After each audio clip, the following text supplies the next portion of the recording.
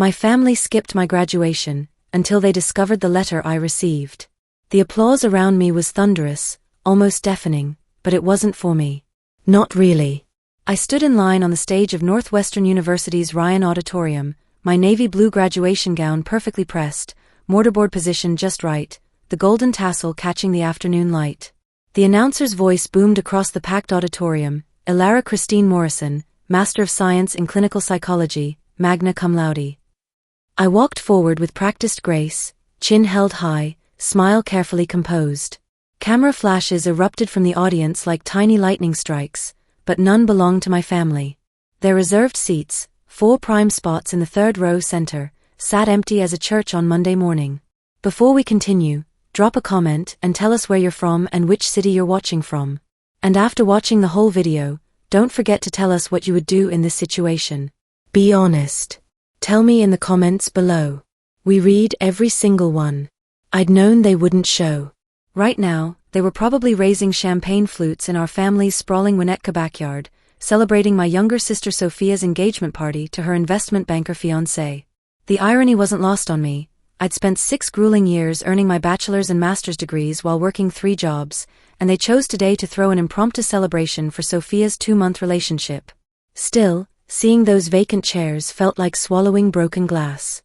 I accepted my diploma holder from Dean Patterson, shook his weathered hand firmly, and maintained that practiced smile until I stepped off the platform.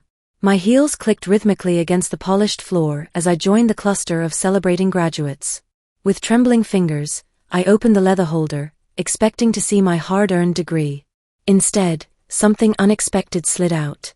A cream-colored envelope, heavy paper stock, no return address. My name, Ilara, was written in elegant script across the front. For a heartbeat, I wondered if it was from Professor Williams, my thesis advisor, but something about the handwriting made my stomach flutter with unease. Then my phone erupted. The vibration against my hip was violent, insistent. I pulled it from my clutch purse, 47 missed calls. Mom, Dad, Sophia. The screen lit up again, another incoming call from Mom's contact photo, her perfectly manicured smile in the garden last spring. The buzzing continued as I stood frozen in the crowd, my thumb hovering over the envelope's sealed flap. Something primal in my gut twisted, warning me that whatever was inside would change everything. Ilara. A familiar voice cut through the chaos. It was Brooklyn, my study partner and closest friend from the psychology program, weaving through the crowd toward me in her matching graduation gown. Her dark eyes immediately locked onto my face. Girl, you look like you've seen a ghost. What's wrong? I quickly shoved the envelope back into the diploma holder, my heart hammering against my ribs like a caged bird. I don't know yet. My phone lit up again. Dad this time. I declined the call without hesitation. Brooklyn frowned, her concern deepening. Why aren't you answering? Isn't your family? Because whatever this is, I gestured toward the crowd, the celebration, the moment I'd worked so hard for, it's going to destroy today, and I refused to give them that power. Not again. The words tasted bitter but felt righteous. By the time the ceremony ended and we spilled out into Chicago's brilliant June sunshine, my phone had logged 72 missed calls. The same 3 names, over and over, like a broken record of panic. My skin prickled with nervous sweat despite the perfect 75-degree weather. I'd made my decision. I was going to read that letter. Stepping away from the chattering graduates, proud families, and endless photo sessions, I found sanctuary in a quiet alcove behind the liberal arts building. The brick walls provided blessed coolness, shadows cutting sharp lines across the courtyard. With shaking fingers, I slid my nail under the envelope's flap and extracted a single sheet of expensive letterhead. 5 lines of that same elegant handwriting. As I read them, my world tilted off its axis. Ilara, what you don't know is about to change everything. Your grandmother Dorothy's estate was never settled. You are the sole beneficiary. Call my office immediately. Before they do. Harrison Blackwell, attorney at law. I read it once. Twice. 3 times. My pulse thundered so loudly in my ears I could barely hear the distant sounds of celebration. I hadn't even known Grandma Dorothy had an estate worth settling. My parents had always said she died penniless, drowning in medical debt from her final illness. They'd even joked about it, called her the family's cautionary tale about financial planning. But this letter felt real. The weight of the paper, the precision of the script, the name at the bottom. Harrison Blackwell had been Grandma Dorothy's attorney for over 20 years. And that phrase, before they do. I didn't need anyone to explain who they were. My phone buzzed again. Mom's smiling contact photo filled the screen, the one from last Christmas when she'd actually seemed happy to see me. Ilara. Brooklyn appeared beside me, her voice dropping to a whisper. What's in that letter? I shook my head, my voice barely audible. I think my family's been lying to me for years. And now they know that I know. Her eyes widened to saucers. What do you mean? I started, but my phone buzzed again. Dad. Then Sophia. Then Mom again, back to back to back, like a digital assault. This wasn't about congratulations. This was fear. Pure, desperate fear. I stuffed the letter into my purse, grabbed Brooklyn's arm, and started walking fast toward the student parking garage. The June sun felt scorching against my face, but my blood ran ice cold. They'll come here, I muttered, my voice tight with certainty. If they think I'm surrounded by witnesses, they'll try to corner me publicly. I need to disappear before they figure out where I am. Brooklyn's heels clicked rapidly against the concrete as she struggled to keep pace. Ilara, you're scaring me. What the hell is going on? I stopped abruptly beside my silver Honda Civic, gripping the door handle like a lifeline. Meeting her concerned gaze, I said, they've been hiding something from me for years, Brooke. And whatever it is, it's valuable enough to make them abandon Sophia's engagement party and call me 72 times in 3 hours. Brooklyn's eyebrows drew together in a sharp line. So what's your move? My stomach churned with a mixture of nausea and adrenaline. The smart play would be to call Harrison Blackwell immediately, get answers, understand what I was dealing with. But there was another part of me, the part that was still bleeding from every missed birthday, every ignored achievement, every time they'd made me feel invisible, that wanted to make them wait. Wanted to watch them squirm the way they'd made me squirm my entire life. The thought both thrilled and terrified me. I didn't even make it out of the university district before I spotted them. A familiar black Cadillac Escalade came screaming around the corner of Sheridan Road, taking the turn so fast the tires squealed against the asphalt. My heart plummeted into my stomach. Dad was behind the wheel, his knuckles white against the steering wheel. Mom sat rigid in the passenger seat, her perfectly styled blonde hair catching the sunlight. In the back, I could make out Sophia's distinctive silhouette, still wearing what looked like a white sundress from her engagement celebration. Damn it, I breathed, instinctively ducking lower in my seat.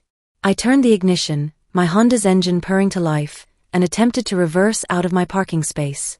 But the Escalade was already positioning itself to block the narrow garage exit, trapping me like a mouse in a maze. Brooklyn, who had just settled into the passenger seat, glanced over at me with wide eyes. Ilara, that's them, isn't it? I gripped the steering wheel so tightly my knuckles ached. Yep. And trust me, they're not here to congratulate me on graduating magna cum laude. Dad's window rolled down with electric precision. His voice carried clearly across the concrete garage. Ilara, pull over right now. We need to talk. The tone wasn't parental concern. It was commanding, authoritative, the same voice he'd used when I was 12 and had accidentally broken Mom's favorite crystal vase. I kept my eyes forward, pretending not to hear him, but then Mom's voice cut through the air like a blade. Don't you dare drive away from us, young lady. This is serious. My pulse hammered against my temples like a tribal drum. Brooklyn's eyes never left my face. Ilara, what's your play here? I exhaled slowly, forcing my breathing to steady. My play is refusing to be cornered in a parking garage like some scared teenager. I opened my door and stepped onto the concrete, my heels echoing sharply in the enclosed space. Every nerve in my body was firing as I walked deliberately toward their SUV. Dad killed the engine and climbed out in one fluid motion, stalking toward me with the intensity of a man on a mission. No pleasantries. No congratulations on your graduation. Just, where's the envelope? Straight to the point. Brutally direct. I tilted my head slightly, forcing a small, cold smile. That's interesting, Dad. I don't recall mentioning anything about an envelope. His jaw muscle clenched visibly. Don't play games with me, Ilara. You have no idea what's at stake here. Oh, but I think I do, I replied, my voice steady despite the chaos in my chest. In fact, I think I understand more than you'd prefer. Sophia had emerged from the back seat, her white engagement party dress now wrinkled from the frantic drive. She crossed her arms defensively. Elara, don't be so dramatic. Just give the letter to Dad and let him handle it properly. You'll mess everything up like you always do. The insult hit its mark, but I didn't flinch. Instead, I met her gaze directly. You mean like I messed up by actually finishing my master's degree while the rest of you were busy making sure I was excluded from every important family moment? The silence that followed was deafening. Mom stepped forward then, her voice dropping into that artificially sweet tone she always used when she wanted me to fold. Sweetheart, this isn't about the past. This situation is complicated. It's about our family's future. I let the words hang in the air for a long moment before responding. Whose future, exactly? Yours? Sophia's? Or mine, the granddaughter that Grandma Dorothy apparently decided to leave everything to? The flicker in Mom's perfectly made-up eyes told me I'd struck gold. Dad took another step closer, his voice dropping to that low, threatening register that somehow made it more menacing than shouting. You listen to me very carefully, Elara. That letter isn't a gift. It's a responsibility, and you don't have the experience or maturity to handle it properly. If you hand it over right now, we can ensure it's managed correctly. Brooklyn stepped up beside me, folding her arms across her chest. Or maybe she could call the attorney herself, since the letter is addressed to her specifically. Novel concept, right? Sophia scoffed with practiced disdain. Stay out of this. You're not family. I could feel the tension coiling around us like a python preparing to strike. Cars were slowing down on Sheridan Road to gawk at our little family drama. Students were pretending not to stare while obviously filming with their phones. In that crystalline moment, I made my choice.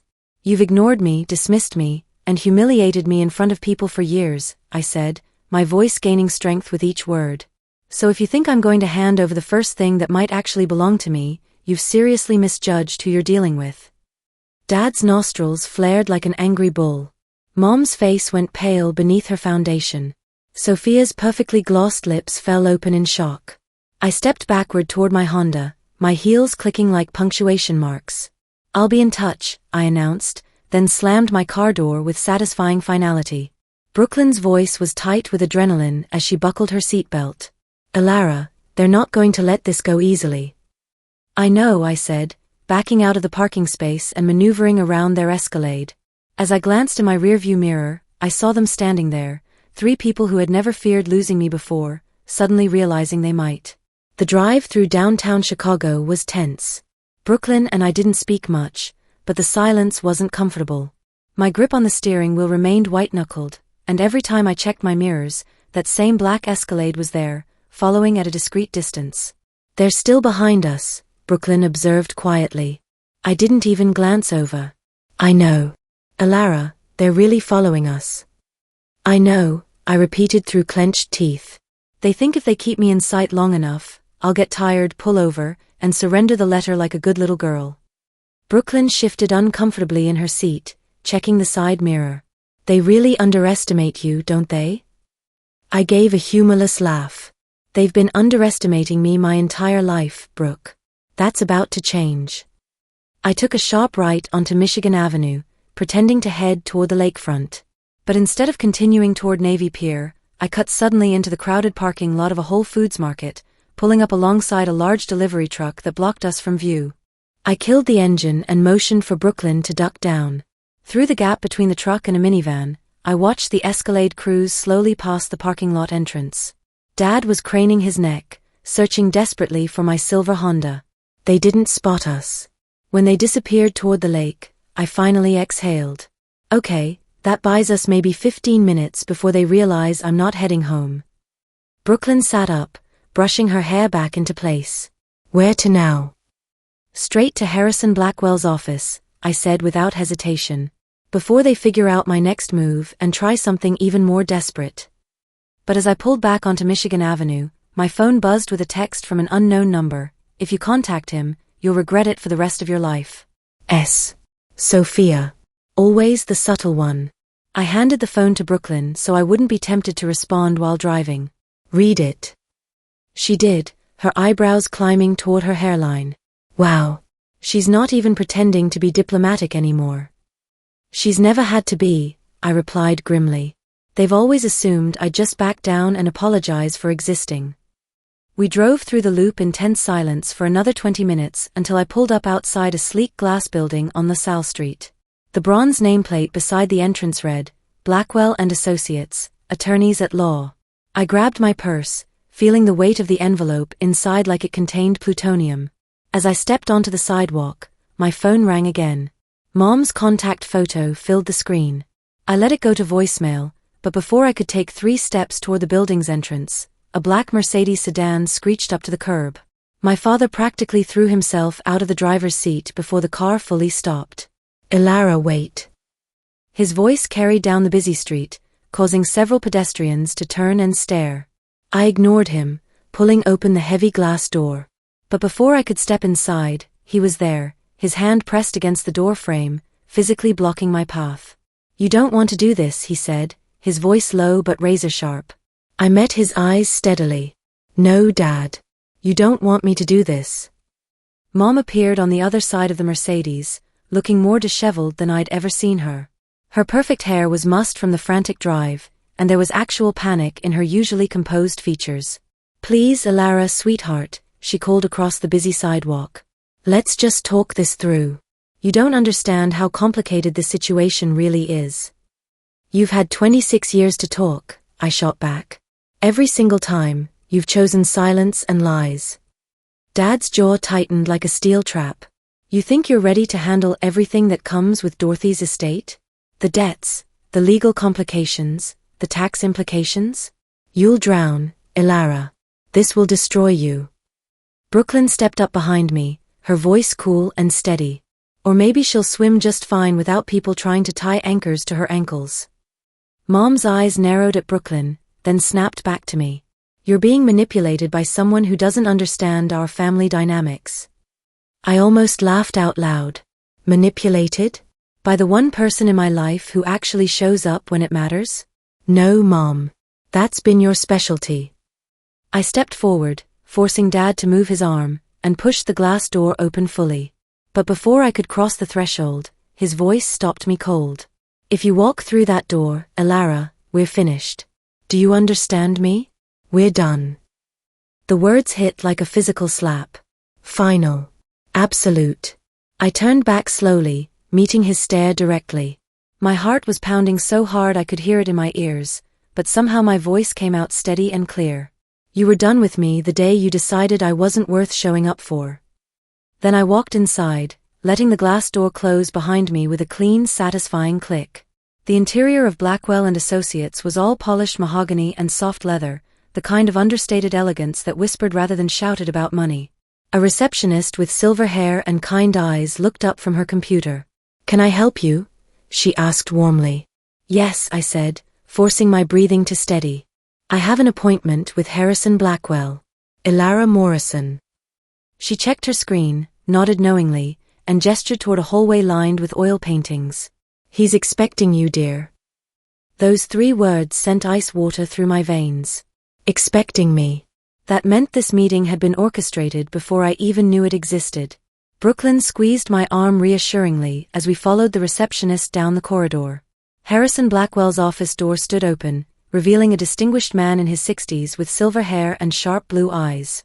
He was standing behind an impressive oak desk, holding a manila folder thick enough to choke a horse. Ilara, he said warmly, extending his hand. Please sit down. I sank into the leather chair across from his desk, clutching my purse like a life preserver.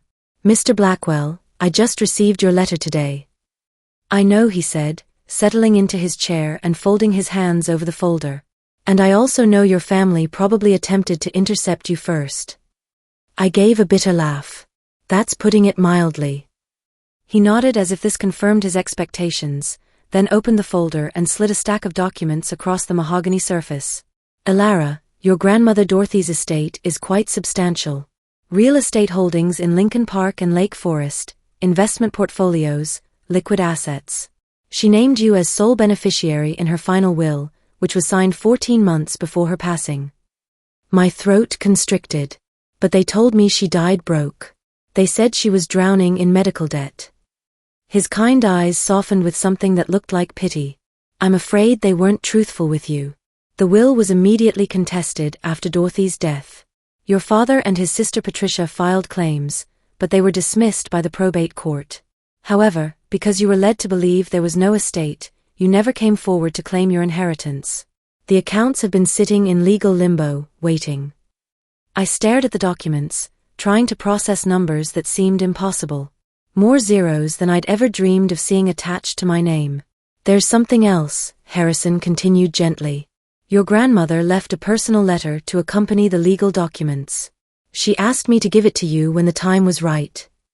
With reverent care, he handed me a cream-colored envelope, sealed with actual wax. My hands trembled as I opened it and unfolded the pages inside. Grandma Dorothy's familiar handwriting filled 2 full sheets. My dearest Alara, if you're reading this, it means I'm gone and Harrison has finally been able to reach you. I've watched your parents systematically exclude you from family gatherings, dismiss your achievements, and treat you like you don't matter. It breaks my heart. I want you to know that you were always my favorite, not because of what you could do for me, but because of who you are. You have integrity, compassion, and strength that the others lack. You see people for who they truly are, not what they can give you. This inheritance is yours because I trust you to use it wisely. Don't let them convince you that you're not capable. Don't let them take what rightfully belongs to you. You are stronger than they want you to believe. I love you, sweetheart. Make me proud.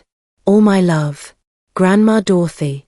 By the time I finished reading, tears were streaming down my cheeks. Brooklyn leaned over to read the letter, her own eyes welling up. Alara, she whispered, this changes everything. I looked up at Harrison through blurred vision. What happens now? His expression was kind but businesslike. You can claim the assets immediately, or we can arrange a formal reading of the will with your family present. Given the circumstances.